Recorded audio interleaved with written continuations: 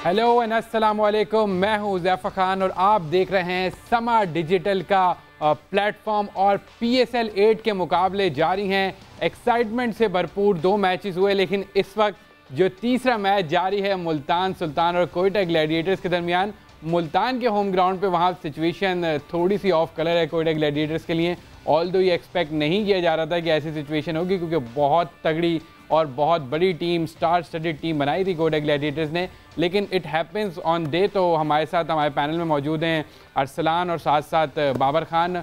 दोनों ही क्रिकेट पे गहरी नज़र रखते हैं, क्रिकेट को फॉलो भी करते हैं, तो 1 बाय 1 दोनों पर आएंगे। कल के मैचेस में बहुत सारी हैपनिंग हुई, मुकाबलों के अंदर मुकाबले थे, उस पर भी बात करेंगे, क्राउड के ऊपर भी बात करेंगे। और जो बिल्डअप हो रहा है PSL 8 का, एक्साइटिंग मैचेस हो रहे हैं, क्योंकि जो भी लीग क्रिकेट होती है उसमें टाइम लगता है, लेकिन इस PSL 8 में हम देख रहे हैं फ्रॉम द वर्ड गो इतनी एक्साइटमेंट है, तो उस पर बात करेंगे। लेकिन मैं बार बार स्टार्ट आपसे करना चाहूँगा, क्या हुआ आज कोयटा के साथ? आपको लग रहा था ये ऐसा होगा? बिल्कुल भी ऐसे नहीं लग रहा था। जिस वक्त हमने टीम शीट देखी थी तो हमारे जहन में आया था कि एक और 200 प्लस का मैच होने जा रहा है। मतलब Jason Roy, Martin Guptill, Hafeez, Umar Akmal, फिर इफ्तिमेनिया, बहुत बड़ा नाम था उनका, पहला मैच 6 छक्के, 6 छक्के, फिर उसके बाद उमर अकमल, फिर उसके बाद नवाज़, सरफराज खुद। मतलब कोई 8वें नंबर तक उनकी इतनी हैवी बैटिंग लाइन थी कि हम समझ रहे थे कि 200 प्लस का स्कोर जाएगा। लेकिन मुझे जो लग रहा है ना, इन्होंने बैटिंग ऑर्डर इनका थोड़ा सा मिसफिट हुआ मार्टिन गप्टिल के खिलाने की वजह से। अच्छा। मार्टिन गप्टिल का डाउनफॉल शुरू हो गया। अगर आपको याद हो तो वर्ल्ड कप के अंदर भी वो पूरे मैचेस नहीं खेल सके थे अपनी फॉर्म की वजह से। लेकिन मेरे ख्याल से नाम की वजह से कैरी कर गए, नाम की वजह से उन्होंने कैरी किया और वही उनके लिए मिसफिट हुआ। क्योंकि अगर ये बंगलजई से ओपनिंग कराते जेसन रॉय के साथ, विल स्मिथ का भी ऑप्शन मौजूद था इनके पास और पिछले सीजन बहुत अच्छा खेला। के ऊपर बात करता हूँ, इस शीट के ऊपर अगर आप गप्टिल को ना खिलाते, विल स्मिथ को ले लेते तो वो ओपनर आता। या फिर आप एहसानुल्लाह बंगलजई जो रेगुलर ओपनर है करता है, वो अगर रॉय के साथ ओपनर आता तो 1 डाउन पे हफीज़ की जगह बनती, फिर चौथे पे भले सरफराज आ जाता। लेकिन अभी सरफराज को चाहिए था कि चौथे नंबर पे अपने नंबर पे हफीज़ को भेज देना चाहिए था। तो फिर सरफराज कहाँ खेलते? दूसरी है, सरफराज 5वें पे आ सकता था, लेकिन ये कि हफीज़ बिल्कुल मिसफिट हो गया ना। अब देखें ना, हफीज़ के पास अब वो काम बचा नहीं। हफीज़ वो काम कर सकता था चौथे पे आके जो कल मलिक ने किया, इनिंग को डेवलप करता, फिर वो डीप लेके जाता, फिर वो इफ्तिखार से भी चलाता, इफ्तिखार से स्लॉगिंग करवाता, इफ्तिखार अच्छी स्लॉग करता है, फिर वो नवाज से भी उमर अकमल से करवा सकता था। तो यहाँ पे मेरे ख्याल से सरफराज को जो अपना एक पिछला माजी है ना, जो उसने अपना नंबर फिक्स किया था लास्ट टाइम भी कि मैं चौथे पे खेलूंगा, और फिर वो आगे पीछे नंबर स्विच करता रहा। इस बार उसका बड़ा प्रेशर था उसके ऊपर, क्योंकि इस बार भी वो कह चुके थे कि मैं चौथे पे खेलूंगा। तो सिर्फ उस जिद को पूरा करने के लिए वो चौथे पे आए और उसका कॉम्बिनेशन। लेकिन खैर ये क्रिकेट में होता है, अभी वो चल जाते तो यही नंबर प्रीटी अर्ली, मैं समझता हूं कि बहुत जल्दी हम लोग बात कर रहे हैं। अभी हम ये भी नहीं कह सकते कि मुल्तान की कंडीशन आया, अगर कादिर हमारे साथ कनेक्ट होते हैं तो ये वही पिच है जिसपे पहला मैच हुआ था। सही, किस तरह की कंडीशन पिच है? क्या ये कंडीशन बॉलिंग, क्योंकि इतना अनइवन नहीं हो सकता। मतलब सामने इतने बड़े बड़े नाम है, या तो वाकई वो बॉलिंग सपोर्टिंग विकेट है जो इतना ज़्यादा, या एहसानुल्लाह बहुत ही कोई माइंड। मैं इसी पॉइंट को लेके अरसलान की तरफ आऊँगा कि अरसलान, क्या वाकई एहसानुल्लाह ने आउट क्लास कर दिया या कोयटा की अपनी भी गलती है? इसमें दरअसल ये है कि एहसानुल्लाह का जो पूरा रॉ पेस है, वो उसके जो आज मैजिक दिखाया है वो अपने पेस की वजह से दिखाया है। मुझे नहीं लगता कि पिच में कोई, मतलब पिच में कंडीशन का कोई फ़र्क है। पिच बिल्कुल वैसी है जो सेम मॉडल जो पहले मैच में थी, लेकिन ये जो एहसान का जो पेस जो था उसने मतलब काफ़ी मतलब धक्का पहुँचाया है कोयटा ग्लैडिएटर्स की टीम को। और मुझे ऐसा लगता है कि मतलब कोयटा ग्लैडिएटर्स की टीम भी मतलब इस तरह के मतलब जो तूफान बदतमीजी जो एहसानुल्लाह ने किया, अभी हमने देखा कि अभी ऑन है कि तूफान बदतमीजी है ये। यार एक बंदे ने 5 आउट कर दी, ये कह रहे हैं तूफान बदतमीजी है यार। कोयटा ग्लैडिएटर्स के लिए तो ये तूफान बदतमीजी हो गई, क्योंकि वो उनके लिए बिल्कुल एक सरप्राइज पैकेज था। क्योंकि कोयटा ग्लैडिएटर्स की टीम शायद डोमेस्टिक में देखा होगा कि मार्टिन गुप्ता की जैसे उन्होंने बात कही, या विल स्मिथ की, या फिर जेसन रॉय की, उन्होंने कभी एहसानुल्लाह को खेला नहीं। तो फर्स्ट टाइम तो मार्टिन गुप्टिल को तो उन्होंने आउट भी नहीं किया। मार्टिन गुप्टिल तो समीन गुल से आउट हुए। मार्टिन गुप्टिल, अच्छा, मुझे पर्सनली ऐसा लगता है कि rather than Ehsanullah, nothing taking away from him, Ehsanullah बहुत अच्छा बॉलर है, मैं तो उसको डोमेस्टिक से ही फॉलो कर रहा हूँ। KP की सेकंड 11 खेलते हैं, लेकिन जो ऊपर के 2-3 आउट हुए वो अपनी गलतियों से आउट हुए हैं। अगर गप्टिल का आप शॉट देख लें, मारने जा रहे थे आउट हो गए। जेसन रॉय का देख लें, मारने जा रहे थे आउट हो गए। सरफराज पजल हो गए। मैं वही बात बता रहा हूँ ना आपको, पिच की बात अरसलान ने कही, लेकिन हमें यहाँ देखना पड़ेगा जिस लेंथ पे बॉल को वो हिट कर रहा है ना, उस लेंथ के हिसाब से बॉल उस हिसाब से नहीं आ रहा जो मिडिल हो।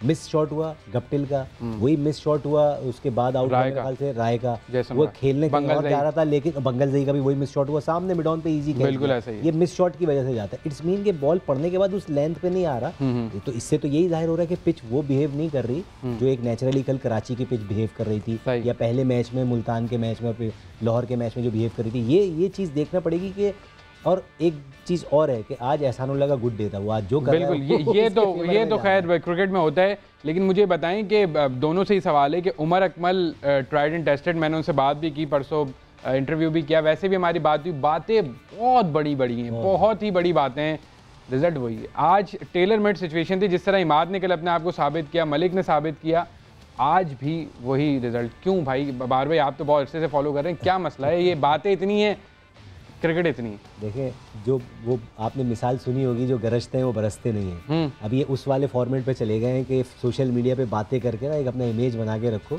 लेकिन ग्राउंड में जो है ना परफॉर्मेंस बोलती है। आपको अगर आमिर और बाबर की एक राइवलरी याद हो जो पिछले मैच तक चल रही थी, लेकिन क्या हुआ ग्राउंड में, किसने दिखाया? ग्राउंड में बाबर ने दिखा दिया ना कि उसकी क्लास है, आमिर की नहीं है। 42 रन दे दिए उन्होंने, एक विकेट नहीं ली, वो कह रहे थे बाबर क्या मेरे लिए टेलेंडर भी बराबर है। उस पर भी हम आते हैं, बात करते हैं। असलान, उमर अकमल का क्या चैप्टर अब क्लोज हो जाना चाहिए? पाकिस्तान क्रिकेट के अंदर फुल स्टॉप लग जाना चाहिए या अभी भी मजीद उनके लिए गुंजाइश है? मेरे ख्याल से उमर अकमल का जो चैप्टर है आज से 2 साल पहले ही क्लोज हो जाना चाहिए था, लेकिन जैसे कि जानते हैं PCBA या पीछे से बैकडोर, तो उनके भाई चीफ सिलेक्टर लग गए थे, अभी हो सकता है वापस आ जाए, कमबैक हो जाए, लेकिन कमबैक के लिए आपको परफॉर्म करना पड़ेगा। अच्छा, उमर अकमल का इस वक्त मिडिल ऑर्डर में किससे कंपटीशन है? इफ्तिखार अहमद से, जो BPL में उन्होंने अभी आज तो दोनों नहीं चले, आज शो ही गया, लेकिन अच्छी डिलीवरी पड़ी, वो बहुत तेज अंदर आया, मतलब वो इफ्तिखार को समझ में नहीं आई बॉल, बहुत तेज। इसके अलावा तैयब ताहिर के साथ उनका कंपटीशन है, और मुझे तो ऐसा लगता है कि तैयब ताहिर को ना खिलाने में कराची किंग्स के लिए मैनेजमेंट की बहुत बड़ी ब्लंडर था, जिसमें हम आगे चल बात करेंगे। ठीक है, अभी क्योंकि मैच हाफ पे है, इतना ज़्यादा मैं खुल के इस पर बात इसलिए नहीं करूँगा क्योंकि it's can go either way, किसी भी वे जा सकता है। दूसरी इनिंग में हो सकता है वहाँ से कोई आउट कर दे, 4 आउट कर दे, असनैन कर दे, नवाज कर दे। तो कादिर एग्जैक्टली वहाँ पे मौजूद हैं और कादिर मैच देख भी रहे होंगे, थोड़ा सा उनसे जानते हैं। कादिर अस्सलाम वालेकुम, कैसे हैं आप? वालेकुम अस्सलाम, ठीक ठाक, अल्लाह का शुक्र। कादिर, आपने एक्सपेक्ट किया था कि ये हो जाएगा जो आज हो रहा है, बिल्कुल ही यकतरफा, और मुझे लग रहा है बांध दिया है कोटा ग्लैडिएटर्स को। क्या लग रहा है, क्या गलती कर गए? देखें, जब मैंने स्पोर्ट्स अपना टीम शीट देखी है तो उसके बाद से ही अंदाजा हो गया था कि क्वेटा की जो टीम है वो बहुत स्ट्रांग है और 8वें नंबर तक उसकी बैटिंग जाती है। आपको 9वें नंबर पे नसीम शाह थे, लेकिन उनके अगर देखा जाए मुल्तान सुल्तान्स के हवाले से तो उन्होंने बड़ी अच्छे तरीके से पिच रीड किया है और उन्होंने टॉस जीतकर पहले बॉलिंग का फैसला इसी वजह से किया कि इनको काबू किया जाए। हालांकि देखा जाए तो जैसन रॉय हैं, फिर उसके बाद जितना सरफराज अहमद हैं, मार्टिन गप्टिल हैं, अब्दुल वाहिद बंगलजई हैं, बाकी जो प्लेयर्स हैं उमर अकमल, इफ्तिखार अहमद, नवाज, हफीज, बड़े नाम हैं। और आप और छोटे काम है, देख के ये नहीं मान सकते थे, ये मान नहीं सकते थे कि इस तरह ये जल्दी आउट हो जाएंगे। और देखिए, अब एहसानुल्लाह जो है बॉलर, उन्होंने बेहतरीन बॉलिंग की है। मैं समझता हूँ कि उन्होंने करियर बेस्ट अपनी बॉलिंग की है। मुझे बताएं कि पिच में कुछ खास है, क्योंकि बाबर भाई मुसलसल ये पॉइंट रेज कर रहे हैं कि हो सकता है कि पिच डिफरेंट हो फ्रॉम द लास्ट मैच और पिच के अंदर एक्स्ट्रा सपोर्ट हो या बाउंस हो, जिसकी वजह से एहसान ने 5 आउट कर दी। ऑब्वियसली आपको कहा है कि जो टॉस जीता है मुल्तान ने, वो पिच रीड किया है और पिच रीड करने के बाद जो है वो उन्होंने पहले बॉलिंग को तरजीह दी है। आप देखेंगे पहले जो 2 मैचेस हो चुके हैं पाकिस्तान सुपर लीग के, उनमें जो 2 टीमें टॉस जीती हैं वही उनको शिकस्त नसीब हुई है। तो आज जो है वो मोहम्मद रिजवान ने भरपूर तरीके से पिच का मुआयना किया, तमाम प्लेयर्स भी यहाँ पर पिच देखते रहते हैं हमारे सामने, और फिर उसके बाद ये डिसीजन रिजवान का बेहतरीन साबित हुआ और जिस तरह प्लान किया था वो प्लान के मुताबिक तमाम बॉलर्स ने बॉलिंग की है। एहसानुल्लाह को जो है वो इसका क्रेडिट जाता है कि उसने बड़े बड़े नाम जो है उनको आउट किया है। और आप ये देखें कि रॉय सिर्फ 27 रन बनाए हैं, बाकी आप गुप्टिल को देखें तो 7 रन, उसके साथ साथ जो है वो बंगलजई 1 रन, सरफराज ने 2 बनाए, उमर अकमल 11 पे, इफ्तिखार अहमद बगैर जो है वो कोई रन बनाए वापस पवेलियन की तरफ लौटे, नवाज ने 14 रन बनाए। अलबत्ता हफीज इस टाइम जो है वो हमारे सामने खड़े हैं और खेल रहे हैं। तो लेकिन जो स्कोर की बात की जाए तो 79 for 8 ये क्वेटा को सूट नहीं करता, जो उनके कागज पर, जो उनकी शीट पर जो बड़े बड़े नाम थे, उस लिहाज से लगता नहीं है कि क्वेटा जो है वो ये मैच अपने नाम कर सकेगी और कमबैक करेगी दूसरी इनिंग में। कादिर, हफीज़ की कोई वजह सामने आई इतना नीचे भेजने की? मतलब हफीज़ का ये नंबर बनता नहीं है जहाँ पे हफीज़ को भेजा गया। देखें, मुझे खुद ये समझ नहीं आई कि क्वेटा का जो डगआउट है वो क्या सोच के हफीज़ को इतने नीचे नंबर पे भेज रहा है और टेल एंडिंग पे भेज रहा है, जब तक आपको पता है कि दूसरे एंड पर आपके बॉलिंग एंड वाली साइड पर कोई ऐसा बैट्समैन नहीं खड़ा जो आपको स्ट्राइक रोटेट कर सके और आपके साथ खड़ा हो सके। तो इसलिए हफीज़ का जहां पर वाहिद बंगल जी को भेजा गया था वहां पर वो नंबर था हफीज़ का, उधर भेजना चाहिए था मोहम्मद हफीज़ को, ताकि वो एग्जीक्यूट करते, अपनी इनिंग को बिल्ड करते और बाकी जो उनके साथ बैटर आ रहे थे, इवन उमर अकमल बड़ा अच्छा खेलते हैं स्पिनर को, उनके साथ थोड़ी सी बिल्ड करने की जरूरत थी। मुझे ये डिसीजन समझ में नहीं आया और ये मेरे हिसाब से बहुत गलत डिसीजन है कप्तान का और मैनेजमेंट का कि उन्होंने जो है वो मोहम्मद हफीज़ जैसे बड़े नाम को इतना नीचे भेजा है। शायद उनको अंडर एस्टिमेट किया है कि मोहम्मद हफीज़ जो है वो अब रिटायर्ड तो हो चुके हैं, काफ़ी दूर भी हैं, अचानक से एंट्री हुई है उनकी क्वेटा ग्लैडिएटर्स में। ये डिसीजन जो है वो इनको काफ़ी मुश्किलात में डालेगा। मेरे ख्याल से जो फैसला कादिर, जो फैसला इन्होंने किया है मोहम्मद हफीज़ के हवाले से, मोइन से भी सवाल होगा और सरफराज, ये जो भी पोस्ट मैच में आएगा उससे सवाल तो लाजमी होगा और ऑब्वियसली उनके पास भी कोई ना कोई इसकी जवाब मौजूद होगा। मैं कहता हूँ थोड़ा सा अर्ली है, हम जज कर रहे हैं, पहला मैच है।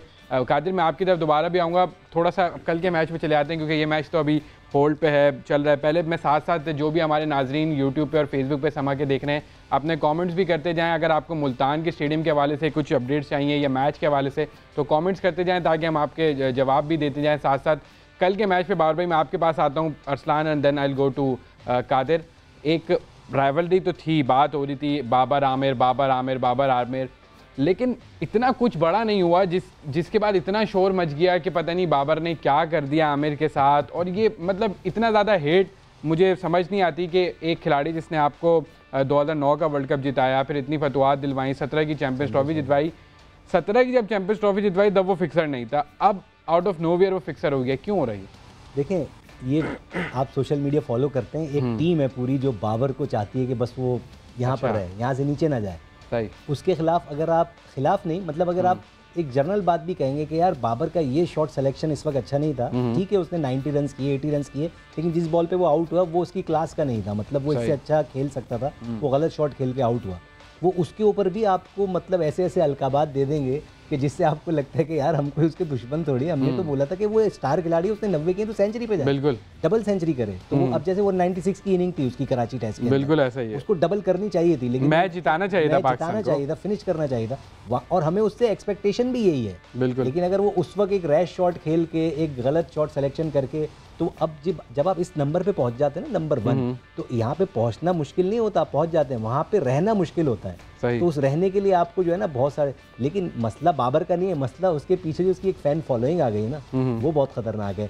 लेकिन कुछ आमिर का भी इसमें आता है, जिस तरह आमिर ने कल थ्रो की खामखाई की बाबर की तरफ। जी मारना चाहूंगा बाबर भाई को मैं कतरा गलामी माफ, बाबर भाई हमारे इंटरव्यूज चलाते हैं, मैं गुस्सा ना कर दें, रुकवा देंगे, ये ना हो आपके इंटरव्यूज रुकवा देंगे। मैं सिर्फ इतना, बाबर भाई आप देखें कि एक चीज आमिर की तरफ से भी गलत हुई है। आमिर मेरा बड़ा अच्छा दोस्त है, मैंने वही पॉइंट आउट किया, जो रैश थ्रो की वो नहीं करनी चाहिए थी।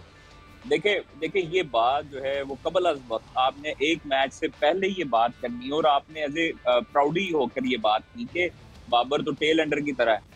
तो ये थोड़ा सा उसके लिए अच्छा, इस पे मैं कादिर आपको भी, और मैं अभी पहले अरसलान से बात कर रहा था कि इस अच्छा थोड़ा सा कुछ चीज़ों को ना मिस कोट भी बहुत इंटरनेट पे किया जाता है। आई डोंट नो कि आपने पूरा उनका इंटरव्यू देखा ना देखा हो, आमिर ने उसको फिर आगे कैरी ऐसे किया, ऑल्दो आमिर ने शरारत की है थोड़ी सी, आप भी आमिर को जानते हैं, हम भी जानते हैं, शरारत आमिर कर गए, लेकिन उन्होंने कैरी इस चीज़ को ऐसे किया कि मैं टेलेंडर को भी वैसे ही बॉलिंग करता हूं और मैं बाबर आजम को भी वैसे ही बॉलिंग करता हूं। तो खैर ये चीज अच्छा, क्योंकि मलिक से भी बात हुई, वो मैं नजर आ गई है, वो नजर आ गया, शरारत कर गए वो थोड़ी सी। देखिए मलिक से भी बात हुई, बाबर से भी, लेकिन ये ओवरऑल अच्छा है मेरी नज़र में। PSL के अंदर इस तरह की राइवलरी, आपस में हेट नहीं होनी चाहिए, लेकिन ऐसी राइवलरी बिल्कुल होनी चाहिए। असलान इस पे आप कराची में थे, हुज़ैफा आप कराची में थे, जिस तरह उन्होंने शेक हैंड किया, जो तस्वीर वायरल हुई, प्लेयर्स के अंदर होती है या नहीं होती, लोग जो है उसको इतना कंट्रोवर्शियल बना देते हैं। एग्जैक्टली, मैं पॉइंट कि जी बस ये बॉर्डर है